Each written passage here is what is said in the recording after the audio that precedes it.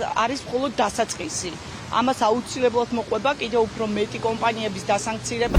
აღმოჩნდებიან თუ არა საქართველოში ირანული კომპანიების სანქციების ქვეშ, როგორც ეს შელბითის შემთხვევაში მოხდა. ამერიკის მიერ დაწესებული სანქციების შემდეგ საქართველოში ირანული ბიზნესი ყურადღების ცენტრში ექცევა. ეკონომიკური პოლიტიკის კვლევის ცენტრმა შეაგროვა მონაცემები. 2012 წლის შემდეგ ოცნების ხელისუფლების პირობებში ირანული კომპანიების რიცხვი 510%-ით გაიზარდა და 12,800-ს გადააჭარბა.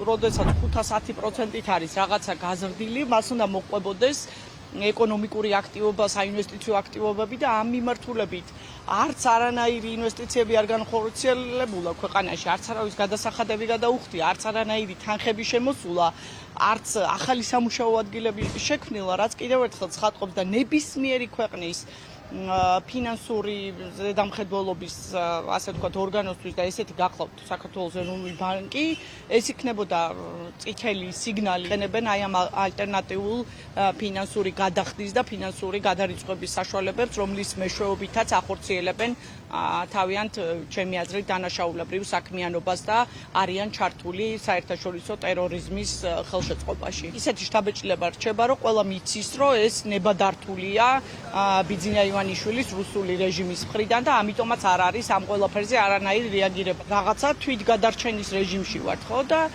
აი ამგვარი მოქმედებები ქვეყანას უკარგავს ყველანაირ შესაძლებლობას და აყენებს ძალიან დიდი რისკის ქვეშ, რომ უახლოეს მომავალში იქნება კიდევ უფრო მეტი მკაცრი ესე ვთქვათ ფინანსური სანქციები განხორციელებული არა მარტო ამ კომპანიების, არამედ ქვეყნის მიმართაც.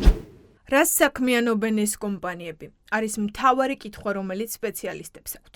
თუ ინვესტიცია არ შემოაქვთ, როგორ ტრიალებს ფული?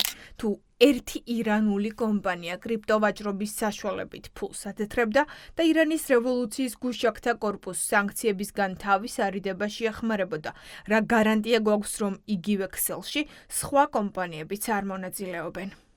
ვართ ესე ვთქვათ ეზო, სადაც შესაძლებელია შემოიტანო ფული, გაიტანო ფული და გაიტანო ფიზიკური გზებით, შემოიტანო კრიპტოს გზით. ეკონომიკური პოლიტიკა დასულია იმაზე, რომ ვიხეიროთ კონფლიქტებით და ვახეიროთ დასანქცირებული რეჟიმები. შესაძლოა საქართველოს უბრალოდ გამოცხადდეს იურისდიქციად, სადაც ხდება რუსეთის და ირანის და მსგავსი ტიპის ქვეყნებისთვის ფულის გათეთრებაში ხელშეწყობა კრიპტოს და სხვა ტიპის ინსტრუმენტების გამოყენებით და ეს იქნება უდიდესი რეპუტაციული დარტყმა. ეროვნულმა ბანკმა ირანულ კრიპტოკომპანიაზე პასუხისმგებლობა მოიხსნა. თურნავას უწყებამ, რომელსაც ამ სექტორის რეგულირება ავალია თქვა, რომ კომპანია მათ სისტემაში რეგისტრირებული არ იყო. რატომ ვერ აკონტროლებს ცენტრალური ბანკი კრიპტოქსელებს? ირანული შელბითი მხოლოდ ერთი მაგალითია. მანამდე იყო ბრიტანეთის და ევროკავშირის მიერ სანქცირებული კრიპტოკომპანიები, რომლებიც ირანის ნაცვლად რუსეთს ეხმარებოდნენ სანქციებისგან თავის არიდებაში.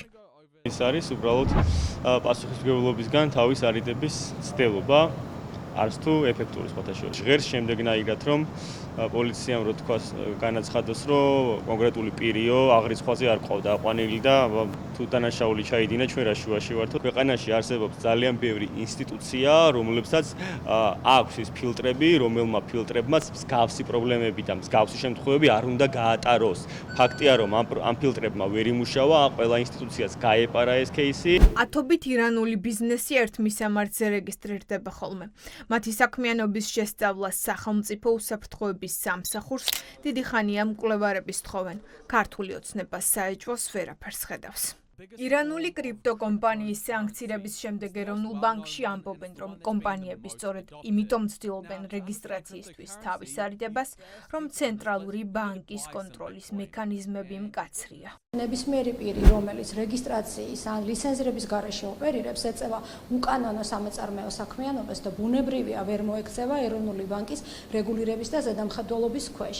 ამერიკის შეერთებული შტატების სახაზინო დეპარტამენტის მიერ სანქცირებული სუბიექტი, ისევე როგორც მანამდე ბრიტანეთის და ევროკავშირის მიერ სანქცირებული რამოდენიმე კომპანია საქართველოს ეროვნულ ბანკში არ ყოფილა რეგისტრირებული.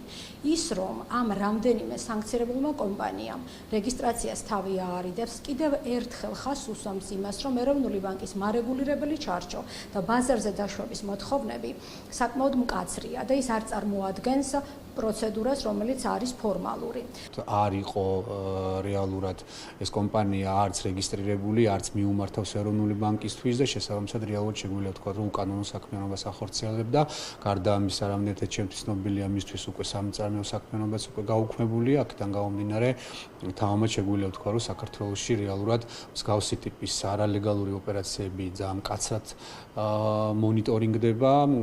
ვაჭრობა ირანთან კიდევ უფრო საეჭვო გახდა ომის დაწყების შემდეგ, როდესაც ავტომობილების რეექსპორტის ბუმი დაიწყო. ოფიციალური სტატისტიკა აჩვენებს, რომ წინა წელთან შედარებით 101,620%-ის ზრდა გვაქვს. გასულ წელს ივნისამდე ირანში 5 მანქანა გავიდა. წელს 1017-ჯერ მეტი 5086 ავტომობილი გაიყვანეს. ქართული ოცნება არც ამ სტატისტიკით დაინტერესებულა.